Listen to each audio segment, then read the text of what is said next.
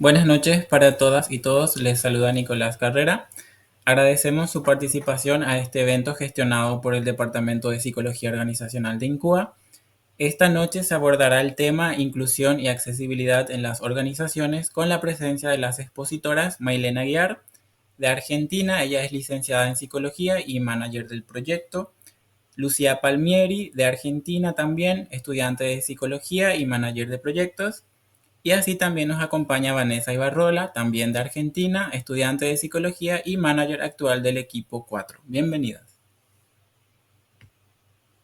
Bueno, muchas gracias por la bienvenida y por la presentación, Nico.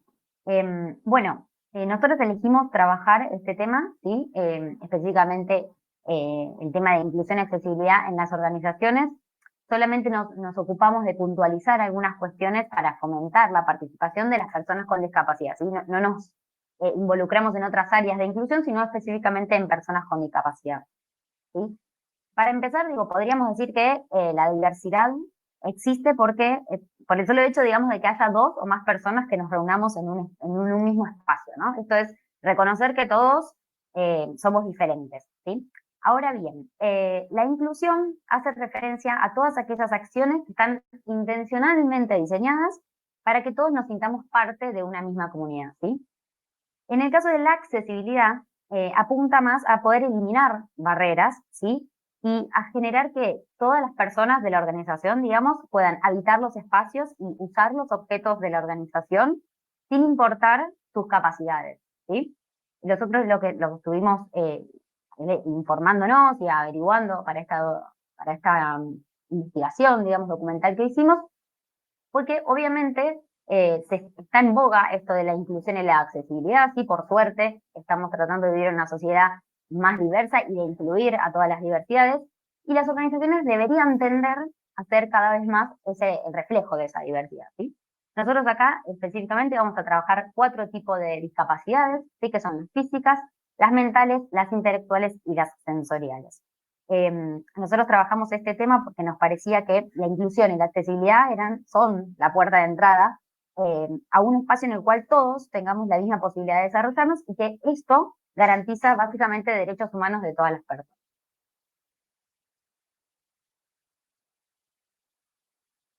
Bien, con respecto al marco teórico, lo que hicimos fue, quisimos desarrollar 3 grandes referentes conceptuales que fueron los que nos orientaron en todo lo que fue nuestra investigación y todo el proyecto que fuimos realizando. Estos 3 grandes referentes conceptuales son justamente el de discapacidad, el de inclusión y el de accesibilidad. Bueno, en principio, para comenzar con el concepto de discapacidad, comentarles de que, nos resultó difícil, en principio, encontrar una definición que pueda abarcar ampliamente lo que es el concepto de discapacidad, sobre todo porque en realidad no es un concepto fijo, estático y permanente, sino que es algo que constantemente ha ido cambiando a lo largo de la historia y que, bueno, actualmente lo conocemos de una manera muy diferente a la que se conocía en sus inicios. Pero bueno, para ello tomamos esta definición de discapacidad, la cual suele tomarla como una condición física o mental que limita sustancialmente una actividad vital importante, como puede ser hablar, caminar, ver, oír o aprender. Y, bueno, y también lo tomamos según lo que plantea el informe de la Organización Mundial de la Salud, que sostiene que más de 1.000 millones de personas en el mundo tienen una discapacidad. Y esto representa al 15% de la población mundial. También en este sentido tomamos este dato que nos pareció importante porque da un poco cuenta de la importancia de generar estos espacios, de visibilizar la temática y de accionar al respecto. También tomamos esto de que la discapacidad puede afectarnos a todos de alguna manera, ya sea de manera directa o indirectamente, y en cualquier momento, ¿sí? Ya sea de manera permanente, como puede ser, por ejemplo, la sordera, o bien una discapacidad temporal, como podría ser, por ejemplo, una pierna fracturada, o situacional, que sería, bueno, en algunos momentos particulares, bueno, de nuestra vida cotidiana, como podría ser, por ejemplo, intentar encontrar un interruptor de luz en una habitación oscura. Luego el siguiente concepto que tomamos es el de inclusión y consideramos a la inclusión como aquellas actitudes, tendencias y políticas que buscan incluir a las personas dentro de la sociedad para que se desarrollen. Bueno, entonces, en pocas palabras, podríamos decir que la inclusión es el resultado conjunto de todas las acciones que como sociedad vamos incorporando para ya sean reducir o suprimir todas aquellas barreras que impedirían entonces a que aquellas personas con discapacidad puedan incluirse y participar en la sociedad como todos los demás. Y hicimos este pequeño paréntesis de la inclusión laboral porque fue un tema que, bueno, fuimos tocando en algunas partes del proyecto, ya que, bueno, tomamos lo que es la inclusión en el ámbito laboral, o bueno, cómo sería adaptar el ámbito del trabajo para que, bueno, puedan participar todos de manera igualitaria. Y bueno, y tomamos a la inclusión laboral como aquella que hace referencia a un tipo de empleo integrado en, en empresas que se consideran normalizadas y donde la mayor proporción de los empleados en realidad no posee una discapacidad, ¿sí? En este caso, bueno, todos los empleos otorgados a las personas con discapacidad son empleos idénticos y en las mismas condiciones en cuanto a tareas, sueldos, horarios, que los que tendría cualquier otro trabajador que no tuviera una discapacidad. Y por último está el concepto de accesibilidad, que bueno, en este caso el concepto de accesibilidad, según la Convención sobre los Derechos de las Personas con Discapacidad, que fue planteado por la ONU, le brinda un artículo específico para hablar de la accesibilidad, como para que nos demos cuenta de la importancia que le brindan a este concepto en particular y bueno, y a esta forma de ser en realidad y de incorporar ciertas acciones en las organizaciones.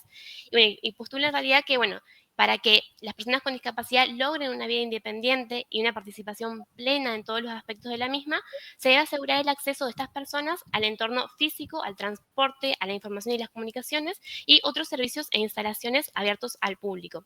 En este sentido, la accesibilidad se lograría entonces a partir de la identificación y la eliminación de las barreras que lo que hacen es limitar el acceso a las personas que tienen discapacidad para que puedan participar de manera igualitaria y el horizonte siempre de la accesibilidad va a hacer que todas las personas, pero principalmente las personas con discapacidad, puedan acceder a la participación de manera igualitaria, siempre otorgándoles cierta independencia y bueno, inclusión en todas las actividades y en todos los ámbitos en los cuales se quieran desempeñar. Bien. Nosotros lo que hicimos fue elegir como 4 aspectos, digamos, desde los cuales trabajar esta posibilidad de incluir y de hacer accesibles los espacios dentro de las organizaciones. El primero de ellos que vamos a nombrar es el del diseño inclusivo, ¿sí? Digamos, para comenzar lo que podemos decir es que existe una teoría, ¿sí? Que es bastante nueva, pero que ya tiene también sus años, pero que se está empezando a utilizar más frecuentemente, que es la teoría del diseño universal, ¿sí? En este sentido postula 7 principios, pero bueno, la idea principal del diseño universal es que se desarrolla en contextos de fácil acceso para la mayor cantidad posible de personas, ¿sí? Sin necesidad de hacer adaptaciones, digamos. En este sentido, bueno, el diseño universal postula estos 7 principios de los que después vamos a dar algunos ejemplos. El primero es la igualdad de uso. Esto significa que todo lo que esté en la organización, ¿sí? Se debe diseñar fácil de usar, ¿sí? Independientemente de las capacidades y habilidades de las personas. Se tienen que proporcionar los medios más parecidos posibles para que todas las personas alcancen el objetivo propuesto, ¿sí? El segundo principio es el de flexibilidad, que tiene que ver con que el diseño debe tener, brindar, digamos, alternativas de uso, ¿sí? Se tiene que poder adaptar a una amplia gama y variedad de preferencias y habilidades individuales. El tercer principio es el uso simple y funcional, que esto es, así como lo dice, que tiene que ser simple de entender, debe ser simple de entender, ¿sí? No tiene que importar la experiencia de la persona, el conocimiento, el idioma o ni siquiera el nivel de concentración que tenga. Se debe eliminar toda complejidad que sea innecesaria, siendo lo más intuitivo, digamos, que se pueda para su, ¿sí? El cuarto principio es que la información debe ser comprensible. Y esto tiene que ver con que se tienen que utilizar distintas formas de propiciar la información, ¿sí? Gráfica, verbal, táctil, ¿sí? Proporcionar un contraste adecuado entre la información y los alrededores, ¿sí? Esto tiene que ver con el uso del color, ¿sí? Y por otro lado, hay que maximizar la legibilidad de la información que sea esencial, tanto, como decíamos, para habitar los espacios, las oficinas, digamos, desde ese lugar, como los objetos que va a usar, por ejemplo, la computadora, si trabaja en un ámbito más administrativo. En este sentido, hay que proporcionar dispositivos o ayudas técnicas para las personas, por ejemplo, con alguna discapacidad sensorial. Por otro lado, el quinto principio es que debe ser tolerante a los errores, ¿sí? Tiene que ser un diseño seguro. Esto significa que se debe reducir al mínimo las consecuencias adversas de acciones accidentales o errores que pueda tener la persona que usa, ¿sí? En este sentido, tiene que, digamos, los elementos deben disponerse de modo tal que se reduzcan las posibilidades de riesgo y errores, proponiendo, no sé, distintas advertencias, ¿sí? Que minimicen, digamos, la posibilidad de equivocarse. Por otro lado, el sexto principio tiene que ver con el bajo esfuerzo físico. Esto quiere decir que el diseño tiene que ser utilizado eficientemente y cómodamente con el mínimo de fatiga posible, ¿sí? En este sentido también hay que minimizar las acciones repetitivas, ¿sí? Pero bueno, eso, hay que usarlo con el mínimo esfuerzo posible. El último principio es el espacio y el tamaño para el acercamiento de uso. Tiene un nombre medio complicado, pero tiene que ver con disponer de espacios de tamaño adecuados, ¿sí? Para la aproximación, el alcance, la manipulación y el uso, sin importar la postura o la movilidad que tenga la persona, ¿sí? En este sentido, nosotras, planteamos algunos ejemplos, ¿sí? Para cada discapacidad que se podía hacer, ¿sí? Pusimos acá. Para personas con discapacidades físicas, se pueden colocar puertas eléctricas que tengan sensores en las entradas, ¿sí? Y tengan en cuenta que todo lo que es accesibilidad, lo que va a hacer es no solo incluir y generar que las personas con discapacidad puedan utilizar los elementos, sino que va a ser bueno para todas las personas, va a ser más fácil de usar para todas las personas que trabajan en la organización. Para las discapacidades mentales, pensamos en agarraderas, ¿sí? Que faciliten la apertura de las puertas, ¿sí? Para las personas de todas las edades y con todo tipo de discapacidades. Respecto de las discapacidades intelectuales, un ejemplo sería incluir algún manual de instrucciones que no solo tenga texto o que no tenga texto directamente y que tenga también dibujos, ¿sí? Para que sea fácil de entender, sobre todo cuando, no sé, salidas de emergencia, ¿no? Ese tipo de cosas. Para las discapacidades sensoriales pensamos en el ejemplo de subtítulos, ¿sí? Que estén disponibles de manera rutinaria en todas las presentaciones que se haga de televisión o video o en presentaciones que se hagan en equipos de trabajo. Bueno, básicamente. Bueno, respecto a garantizar la inclusión y la accesibilidad en las organizaciones desde el punto de vista de la comunicación inclusiva, es necesario tener en cuenta que en cuanto a estrategias comunicacionales, la organización puede de manera activa mostrar la diversidad como su eje fundamental, ya que este permite una cultura organizacional que es más inclusivos en todos los aspectos de diversidad de los trabajadores potenciales o los actuales. La comunicación ayuda a las organizaciones a reconfigurar su lenguaje de una manera inclusiva, creando un puente entre la organización y el futuro empleado que posee una condición especial, permitiendo así eliminar la notoria brecha laboral que existe en este momento para personas con algún grado de discapacidad. Bien, la comunicación es definida por Lussier y Achua como el proceso de transmisión de información y significado. La verdadera comunicación se presenta solo cuando todas las partes entienden el mensaje, es decir, la información que se transmite, desde la misma perspectiva, es decir, el significado. Que los canales de comunicación sean accesibles es primordial para que la información que se quiere comunicar no se pierda en el camino y que llegue a su destinatario de una manera completa y correcta. Desde una perspectiva inclusiva existen diferentes recomendaciones que se pueden llegar a mencionar, que se pueden adoptar por las organizaciones para que la comunicación con personas con diferentes tipos de discapacidad sea efectiva. Por ejemplo, tomando en consideración a personas que poseen discapacidad auditiva, es necesario conocer en primer lugar qué forma de comunicación necesita.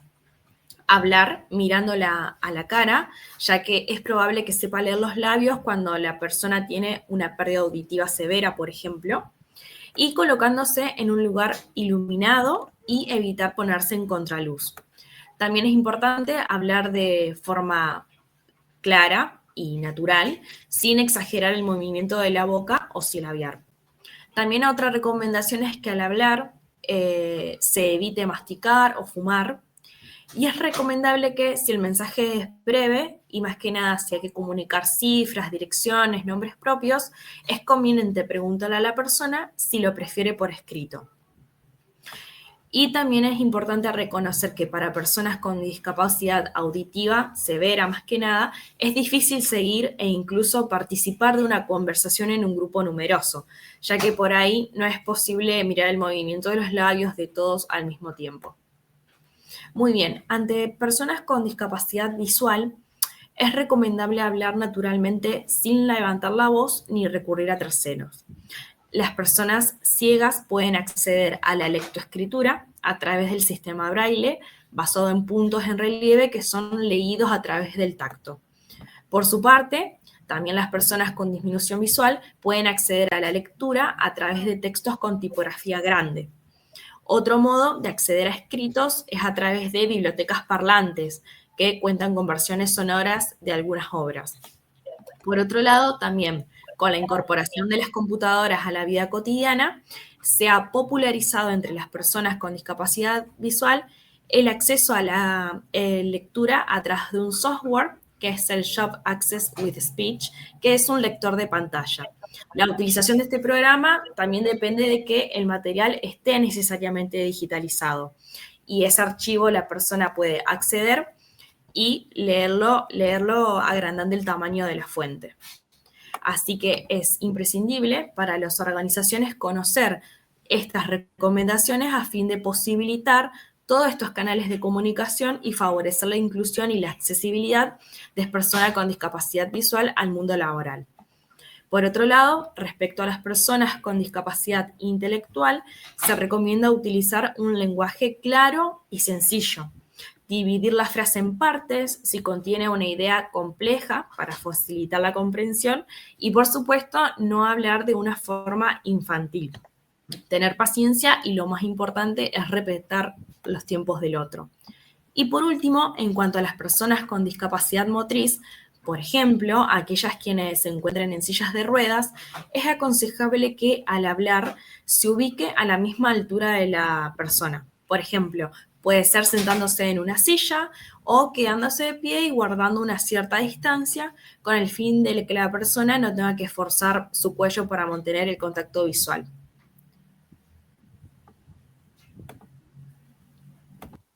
Bien, con respecto a cómo garantizar la inclusión y la accesibilidad en las organizaciones desde el punto de vista de la infraestructura, nosotros retomamos principalmente un aporte que nos da el Manual Práctico de Diseño Universal, que fue creado por el Ministerio de Hábitat y Desarrollo de la Ciudad de Buenos Aires, Argentina, y lo que hace es sostener que es necesario comprender a la inclusión en un sentido real y concreto. Y esto implica, por un lado, ser conscientes de la existencia de las barreras que construimos como sociedad y, por el otro lado, sostener una actitud activa tendiente a eliminarlos. Muchas de estas barreras, tal como se mencionó anteriormente, tienen origen también en estereotipos, prejuicios y concepciones erradas y antiguas, que generalmente lo que hacen es promover la naturalización de muchas prácticas que son en sí mismas discriminatorias, excluyentes y segregadoras, fundamentalmente para este colectivo en particular. Por eso nosotros lo que hicimos fue hacer como un parámetro entre las barreras versus lo que serían las inclusiones, y definimos o entendemos a las barreras como todo obstáculo para la participación, el ejercicio de los derechos y la inclusión de las personas, mientras que entendemos a la inclusión como aquel conjunto de procesos para eliminar o minimizar esas barreras, aumentar la participación y al mismo tiempo reducir la exclusión de la comunidad. En este sentido es que también empezamos a hacer entrar a jugar lo que es la accesibilidad como un punto clave. En este sentido lo que hacemos es entender a la accesibilidad tanto como a la posibilidad que tienen las personas de poder entender un espacio, integrarse en él y a su vez participar activamente con otras personas o realizar activamente en conjunto con otras personas una actividad en común utilizando las mismas herramientas y los mismos sistemas compartidos, sin que se tengan que utilizar diferentes herramientas para poder llevar a cabo una misma tarea. También, lo entendemos como esto que plantea la Organización Panamericana de la Salud, que hace referencia a que la accesibilidad en sí misma es una puerta de entrada para el acceso a los derechos de las personas con discapacidad, pero en sí misma también un acceso a los derechos de todas las personas en general. Y ahí tomamos esa frase que dice el señor Ans, que es: sin accesibilidad no existe inclusión, y en ese sentido también queríamos plantear la importancia de que todos los ciudadanos, y también nosotros como participantes y miembros de las organizaciones, tomemos en serio la responsabilidad de en sí de propiciar todos estos espacios, de propiciar que todos los espacios sean accesibles y que realmente puedan ser utilizados por todos por igual.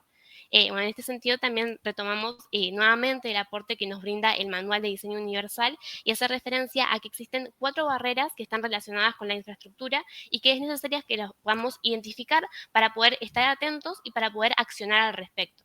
Una de las primeras barreras son aquellas barreras urbanísticas que hacen referencia a los obstáculos en los espacios urbanos, como pueden ser en las plazas, en los parques, en las calles, avenidas y en todos los espacios urbanos en general. Las barreras arquitectónicas, que hacen referencia a aquellos obstáculos que están ubicados en el camino, ya sea de los espacios públicos y privados. Las barreras en el transporte, que hace referencia a aquellos obstáculos que están ubicados en las cadenas de transporte, ya sean paradas, señales de tránsito o bien incluso en los vehículos mismos en los cuales se transportan las personas. Y bueno, finalmente las barreras de comunicación, que un poco de esto ya lo estuvo planteando Lu anteriormente, que hace referencia a todas aquellas barreras, obstáculos que se presentan al momento de comunicar de manera inclusiva y accesible para todos. En este sentido, bueno, la accesibilidad universal apunta justamente a eliminar o disminuir todas estas barreras y también proponer soluciones para que puedan ser más propicias y bueno, más beneficiosas para todas las personas, independientemente de que tengan una discapacidad o no. Y ahí por eso bueno, queremos bueno, traer esta frase de colación, que bueno, en realidad tener una discapacidad no es una barrera en sí misma, sino que es el mundo que nos rodea lo que debemos lograr que sea más accesible para todos. Y en función de esto, nos preguntábamos, bueno, ¿qué desafíos serán los que nos esperan teniendo en el horizonte esto? Y bueno, pensamos que bueno, uno de los principales desafíos, que bueno, es lo que venimos planteando también, es bueno, identificar activamente estas barreras para poder minimizarlas y eliminarlas y hacer que todos los espacios puedan ser igualmente accesibles para que todas las personas puedan tener un acceso a las tecnologías, a la información y a las experiencias por igual. También, bueno, cuando hablamos de inclusión y accesibilidad desde el punto de vista de la infraestructura, se hace imprescindible que nuestras organizaciones incorporen parámetros de accesibilidad física y cuando todo lo que está relacionado con la infraestructura también está sumamente relacionado con la comunicación. Así que tanto parámetros de accesibilidad en el ámbito físico y en el ámbito de la comunicación. Y para ello, bueno, pensábamos en 2 ejemplos a grandes rasgos, que uno de los primeros podría ser, por ejemplo, garantizar que haya un camino accesible hacia las oficinas, garantizando que, bueno, justamente que los pasillos estén libres, por ejemplo, para que una persona con un andador o con una silla de ruedas pueda transitar libremente por el pasillo, o bien para que, por ejemplo, una persona con una discapacidad visual pueda transitar de manera segura por el mismo. Y por el otro lado, con respecto a las adaptaciones que se tienen que hacer en el ámbito de la comunicación, también es importante para que un espacio sea más accesible poder brindar justamente comunicaciones de manera accesible y estratégicamente ubicadas en el espacio a través de murales, letreros y que estén disponibles en diferentes formatos para que todas las personas puedan tener acceso a ellos. Y para ir finalizando lo que sería este apartado, también un poco de esto lo mencionaba May anteriormente, y bueno, hace referencia a que siempre que nosotros pensemos en buscar soluciones o alternativas para las personas que tengan alguna discapacidad permanente, no solamente estamos propiciando beneficios para este colectivo en particular, sino que en realidad se están produciendo beneficios secundarios para todas las personas que podamos tener o no una discapacidad a lo largo de nuestras vidas. Bueno, ahora, ¿cómo podemos garantizar la inclusión y la accesibilidad en las organizaciones desde el punto de vista de los recursos humanos? Numerosos estudios demuestran que la diversidad laboral favorece a las empresas en áreas como la atracción de talento, la innovación y la orientación al cliente.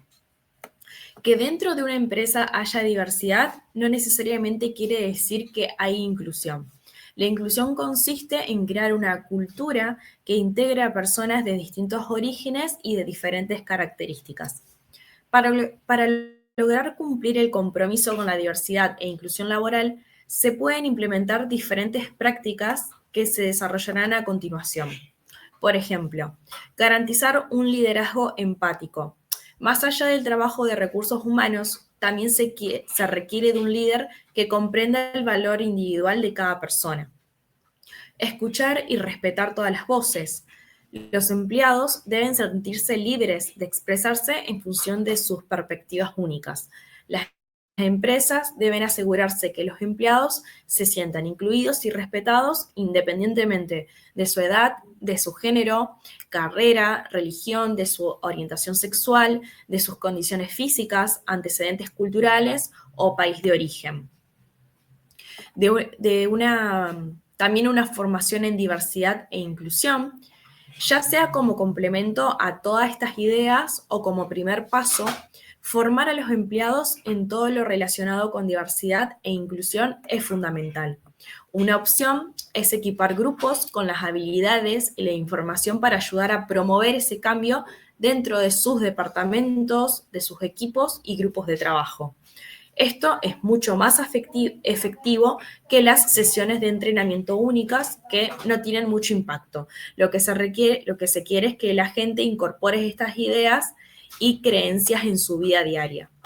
Y la inclusión en el día a día. Es decir, no es suficiente enseñar a los empleados lo que significa ser inclusivo, como decíamos en el apartado anterior, sino que la inclusión requiere que las personas identifiquen momentos clave en lo que construir nuevos hábitos o microcomportamientos. Cuando estos hábitos se ponen en práctica en un entorno que admite conversaciones honestas y una atención saludable, se hace posible un cambio real. Y por último, algunas ideas desde el área de reclutamiento y selección de personal. Por un lado, respecto a las descripciones de trabajo basadas en resultados. Es decir, se deben olvidar las largas listas de requisitos en las ofertas de empleo y centrarse más en los resultados. Es decir, ¿qué deberá lograr quien ocupe esa vacante en los próximos 6 meses? En un año. Si la persona cree que puede hacerlo, se postulará con más facilidad que si le pedimos requisitos o experiencia previa incluso. Y por otro lado, se recomiendan procesos de selección ciegos. Esta es una excelente forma de minimizar los sesgos inconscientes estructurando procesos de selección a ciegos.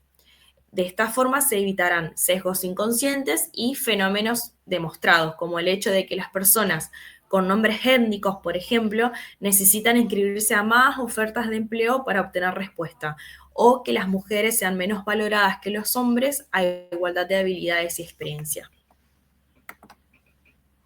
Bien. Bueno, en línea con todo esto y para concluir un poco lo que estuvimos trabajando, consideramos que es indispensable, digamos, para las organizaciones actuales incluir a las personas que son protagonistas de esto, ¿sí? A personas con discapacidad durante todo el proceso de desarrollo de todas estas cuestiones, del diseño, de la comunicación, ¿sí? La idea es preguntarles a ellos, ¿no? ¿Qué necesitan? ¿Qué deberíamos hacer? ¿No? Y no nosotros, o quien sea el manager de la organización, quien decida todo desde lo que piensa o de lo que estudió, sino justamente llamar a los protagonistas, ¿sí? De este modo, digamos, lo que se va a obtener son mejores oportunidades para todas las personas, ¿sí? Porque por otro lado, la diversidad es la fuente principal de innovación y creatividad. Y en este sentido, la inclusión lo que hace es centrarse en la persona y no en su discapacidad, ¿sí? Nos parece, digamos, que el gran desafío de las organizaciones es que la accesibilidad no sea una situación excepcional, ¿sí? Bueno, hago esto accesible o tengo a una persona con discapacidad y entonces soy inclusivo, sino que tiene que ser un objetivo estratégico, ¿sí? De la organización, que realmente transforme la realidad de todas las personas, porque tengan en cuenta que, como dijimos al principio, si no se estaría vulnerando un derecho humano, ¿sí? Que es al trabajo, por ejemplo. Bien, acá dejamos algunas frases, esto de pensar en incluir, generar espacios amigables, entornos accesibles y no fomentar o generar barreras sin darnos cuenta, ¿sí? Es pensar en el otro y no por el otro. Esto que decíamos de llamar a quienes son los protagonistas, ¿sí? Bueno, para finalizar dejamos acá una frase de la directora de diversidad de Netflix, que es: la diversidad es que te inviten a una fiesta y la inclusión es que no te quieras ir y te inviten a bailar. Muchas gracias por escucharnos. Ahí voy a poner mi camarita.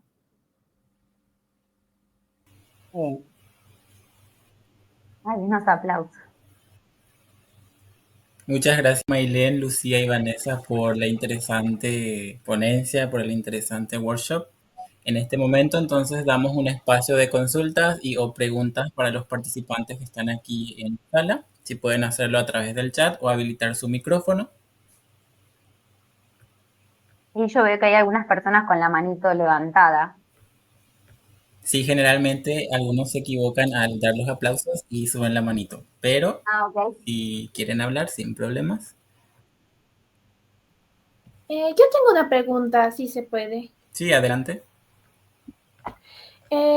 Hablando de diversidad e inclusión, cuando hablamos de, por ejemplo, de cultura, porque con este mundo que es más globalizado, ¿qué medidas se podrían estar hablando hoy en día para que no haya tal vez prejuicios o malentendidos en una organización referente a religiones, nacionalidades, fiestas que sean distintas a las del país donde pertenece la organización?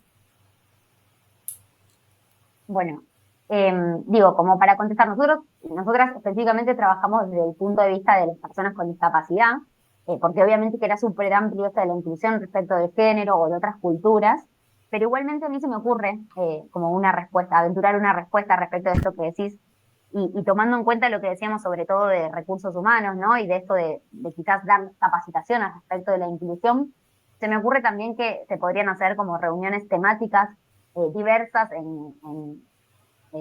respecto de lo cultural, ¿no? Incluso, qué sé yo, cuando esas reuniones no tienen que ver con trabajar algo en el equipo, sino como simplemente eh, pasar un momento entre compañeros, me parece que esa sería una forma de incluir la parte más cultural, ¿no?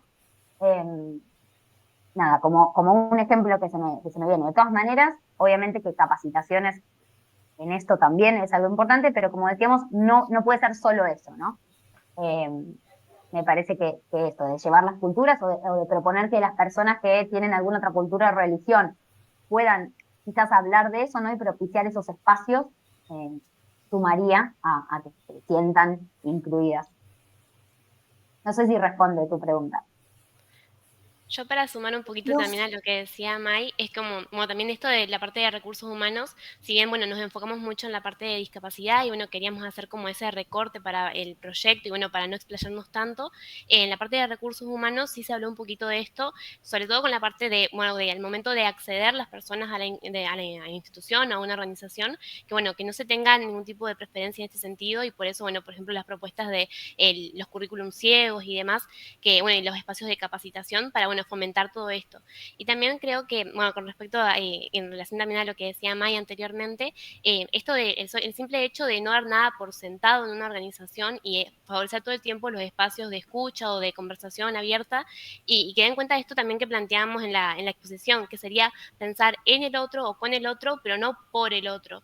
No dar por sentado de que porque algunos tenemos determinadas costumbres, los otros también los van a tener de la misma manera que nosotros, sino que más bien aventurarnos a preguntar, a generar espacios en los que podamos intercambiar y conocernos con las otras personas, para, bueno, también estar al tanto de con quienes estamos compartiendo un espacio o una organización, y, bueno, y también poder actuar al respecto, ¿no? A partir de las personas con las cuales estamos compartiendo el espacio, saber qué medidas se pueden tomar o qué espacios podemos seguir propiciando. muchas gracias, me ayudaron con mi pregunta. Bien, ¿alguna otra persona que gusta en preguntar?